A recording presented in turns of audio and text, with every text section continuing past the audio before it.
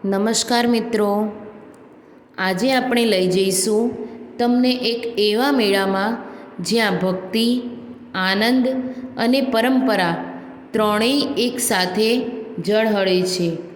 હા મિત્રો, આપણે વાત કરી રહ્યા છીએ સિદ્ધપુરના કાર્તિક મેળાની.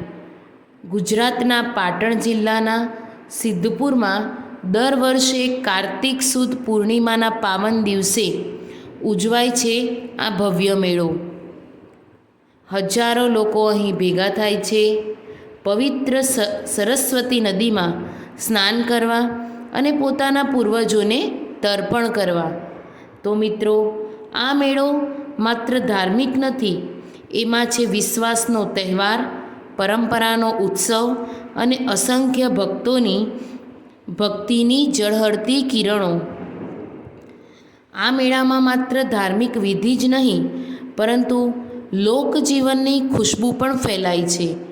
હસ્તકલા, ભોજન, લોકસંગીત અને રંગબેરંગી વસ્ત્રોથી આખું સિદ્ધપુર જીવંત બની જાય છે. કહેવામાં આવે છે કે જે કોઈ આ દિવસે સરસ્વતી નદીમાં સ્નાન કરે છે તેના પૂર્વજોને શાંતિ મળે છે અને જીવનમાં સુખ સમૃદ્ધિ આવે છે. સિદ્ધપુરને માતૃગયા ક્ષેત્ર તરીકે પણ ઓળખવામાં આવે છે, જ્યાં પુત્રો પોતાની માતાના આત્મા માટે તર્પણ કરે છે. અન્યત્ર પિતૃતર્પણ પણ થાય છે, પરંતુ અહીં માતૃતર્પણની અનોખી પરંપરા છે.